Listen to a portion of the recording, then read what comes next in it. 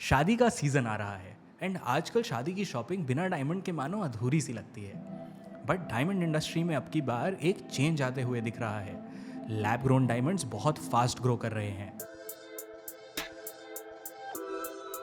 आपको जानकर हैरानी होगी कि 2018 से 2022 के बीच लैब ग्रोन डायमंड्स का वॉल्यूम 4 गुना बढ़ गया है, from 2 million carats to 9 million carats. और जाहिर है ये डेटा देखकर मन में कुछ क्वेश्चंस आएंगे, जैसे कि डिफरेंस ही क्या होता है नेचुरल डायमंड और लैब ग्रोन डायमंड्स में, ये इंडस्ट्री कितनी बड़ी है और कितना फास्ट ग्रो कर रही है, इसका इम्पैक्ट दूसरी ट्रेडिशनल ज्वेलरी कंपनीज पर क्या है, डायमंड मर्चेंट्स पर क्या है।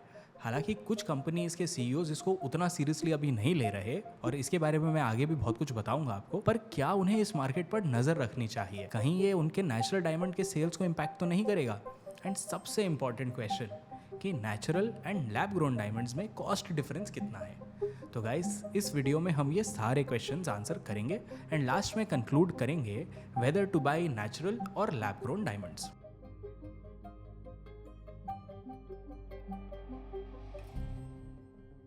पिछले 5 to 10 ईयर्स में लैब ग्रोन डायमंड्स काफ़ी पॉपुलर हुए हैं।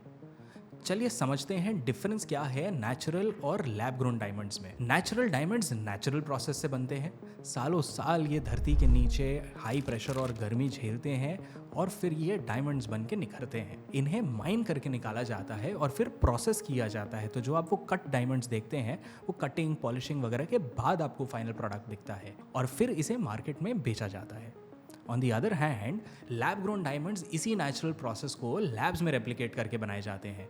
ये डायमंड्स कुछ हफ्ते या महीने में ही रेडी हो सकते हैं लैब्स में। लैब ग्रोन डायमंड्स सस्ते हैं क्योंकि इनका प्रोडक्शन कॉस्ट बहुत कम होता है और अनलाइक ट्रेडिशनल डायमंड्स ये एनवायरनमेंट को इम्पैक्ट नहीं करते हैं नेगेटिवली, क्योंकि ये माइन नहीं किए जाते, ये लैब्स में बनाए जाते हैं। लेकिन ये लैब ग्रोन डायमंड्स आए कहाँ से, इसके पीछे भी एक हिस्ट्री है। डायमंड एक काफ़ी हार्ड मिनरल है तो इसके काफ़ी इंडस्ट्रियल यूजेस समझ आए, जैसे कि कटिंग एंड पॉलिशिंग, एंड ये 1950s में फिर फाइनली लैब्स में बनने लग गए। लेकिन उस वक्त ये एक काफ़ी कॉस्टली प्रोसेस हुआ करता था एंड स्केलेबल नहीं था। 2000s में इसको बनाने की टेक्नोलॉजी बहुत इम्प्रूव हुई और high quality lab grown diamonds बनाना आसान हो गया, प्रोडक्शन कॉस्ट भी बहुत कम हो गया। इसी वजह से ये लैब ग्रोन डायमंड्स, क्योंकि इनकी क्वालिटी बढ़ती जा रही थी, इम्प्रूव होती जा रही थी, वो ज्वेलरी में भी यूज़ होने लगी एंड इसका डिमांड बढ़ने लग गया।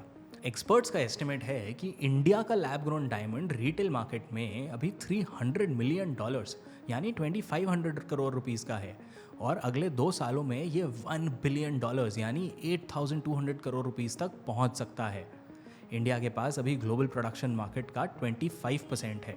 जेफरीज एक रिसर्च इंस्टीट्यूट है, उसके मुताबिक लैब ग्रोन डायमंड्स का मार्केट 2018 और 2022 के बीच 4 गुना बढ़ा था, जो मैंने आपको स्टार्टिंग में भी बताया था, एंड ये ज़्यादातर अफोर्डेबिलिटी के वजह से ही बढ़ा है।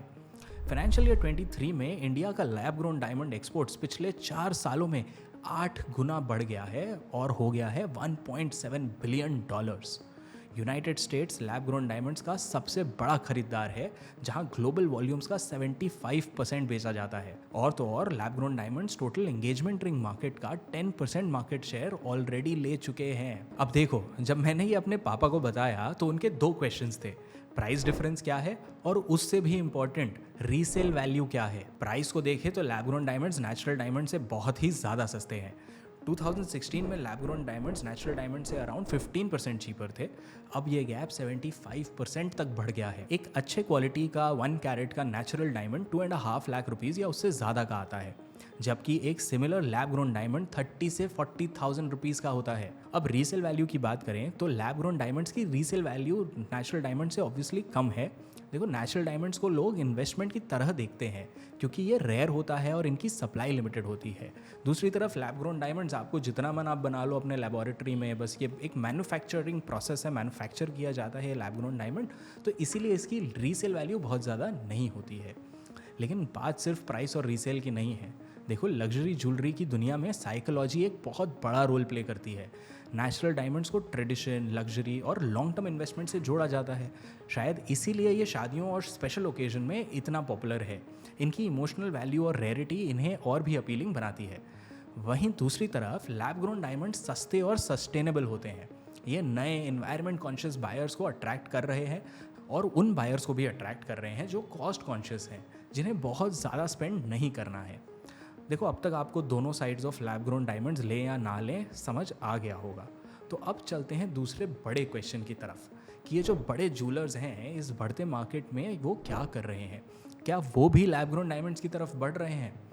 तनिष्क, जो इंडिया का सबसे बड़ा ज्वेलरी प्लेयर है, directly lab grown diamond market में नहीं घुस रहा है।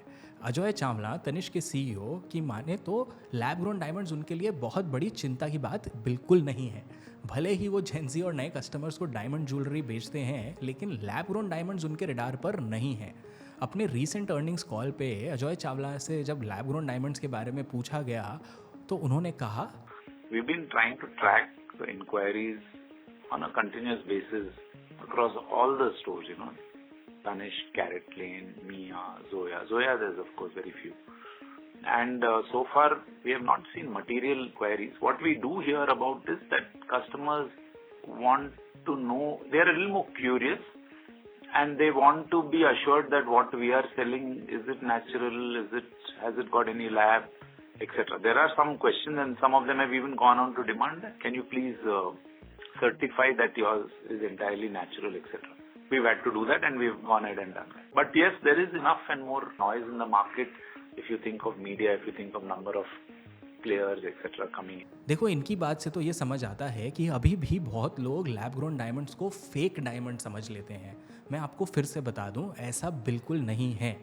दोनों डायमंड्स, नेचुरल या लैब ग्रोन डायमंड्स का केमिकल कंपोजिशन बिल्कुल सेम होता है, बस एक लैब में बना है और एक माइन करके निकाला गया है। टाइटन, जो तनिष्क का ओनर है, उसने lab grown diamonds brand clean origin में $20 मिलियन यानी 160 to 170 करोड़ रुपीस इन्वेस्ट किया है। तो टाइटन लैब ग्रोन डायमंड्स को तो लेकर सीरियस लग रहा है, इन्वेस्टमेंट्स कर रहा है, बट शायद तनिष्क का ब्रांड प्ले कुछ और है। वो उस ओरिजिनल, उस नेचुरल डायमंड के स्पेस में ही खेलना चाहता है। अब बात करते हैं कल्याण ज्वेलर्स की। वो भी एक बहुत बड़ा लिस्टेड ज्वेलरी कंपनी है इंडिया में, एंड उनका कहना है कि लैब ग्रोन डायमंड्स के लिए उनके पास लगभग कोई डिमांड नहीं है। लैब ग्रोन डायमंड्स के आने की वजह से अब उन्हें प्राइस स्टेबिलिटी की चिंता ज़रूर है। अगर लैब ग्रोन डायमंड प्राइसेस बहुत ज़्यादा गिर गए तो उसकी वजह से शायद नेचुरल डायमंड के प्राइसेस भी कम हो सकते हैं, एंड लोग उसे फिर एक इन्वेस्टमेंट की तरह देखना बंद कर देंगे। जहां एक तरफ कुछ ब्रांड्स लैब ग्रोन डायमंड्स को रफा दफा कर रहे हैं, वहीं कुछ ब्रांड्स इसमें एक्सपेरिमेंट कर रहे हैं। सेनको गोल्ड ने एक सब ब्रांड लॉन्च किया है और कुछ स्टोर्स में लैब ग्रोन डायमंड्स को टेस्ट कर रहे हैं। वो ये देखना चाहते हैं कि उनके कस्टमर्स लैब ग्रोन डायमंड्स पे कैसे रिएक्ट करेंगे और डिमांड कैसा रहता है। अपनी लेटेस्ट अर्निंग्स कॉल में सेनको गोल्ड ने कहा कि बड़े स्टोन्स के लिए लैब ग्रोन डायमंड्स पॉपुलर हो रहे हैं। उनका मानना है कि लैब ग्रोन डायमंड्स फैशन और एवरीडे वेयर के लिए अच्छे हैं, जबकि वेडिंग्स और स्पेशल ओकेजन्स के लिए अभी भी नेचुरल डायमंड्स ही प्रेफर किए जा रहे हैं। नेचुरल डायमंड्स बेटर है या लैब ग्रोन डायमंड्स, ये तो पर्सनल चॉइस है। देखो, मुझे जितना समझ आया, अगर कोई सिर्फ अच्छी ज्वेलरी पहनना चाह रहा है तो उनके लिए लैब ग्रोन डायमंड्स काफ़ी अच्छा ऑप्शन है। कोई अगर इन्वेस्टमेंट पर्पस से ही डायमंड्स लेना चाह रहा है तो रीसेल वैल्यू तो नेचुरल डायमंड में ही है, उसका लैब ग्रोन डायमंड लेके फ़ायदा नहीं होगा। बट नेचुरल डायमंड रीसेल में भी ऐसा कोई बहुत खास रिटर्न देखो देता नहीं है। तो net I am pro lab grown diamonds. आपको क्या बेटर लगता है, मुझे रीज़न के साथ आप कमेंट में बताना। टेक्नोलॉजी अब ट्रेडिशनल इंडस्ट्रीज़ को भी बदल रही है। डायमंड जैसी चीज़ जिसको बनने में सालों लगते हैं, अब हम वो कुछ मंथ्स में लैब्स में बना लेते हैं।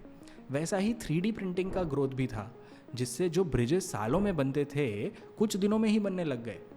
ज्वेलरी इंडस्ट्री में भी डायमंड्स के पहले पर्ल्स भी ऐसे ही डिस्टरप्ट हुए थे when cultured pearls were introduced. Natural pearls आज भी रेयर और एक्सपेंसिव हैं, पर pearls are no longer considered as the most valuable thing in the world. ऐसे और बहुत एग्जाम्पल्स हैं जिससे टेक यूज़ करके सालों में होने वाली चीज़ बहुत कम टाइम में हो रही है। आप बताना, अगर आपको किसी ऐसे टेक या प्रोडक्ट के बारे में पता हो जो कि कुछ नया कर रहा है, हमें भी सीखने मिलेगा, हमें भी जानने मिलेगा। कमेंट में बता देना मुझे। मैं शांतनु जैन मिलता हूँ आपसे नेक्स्ट वीडियो में।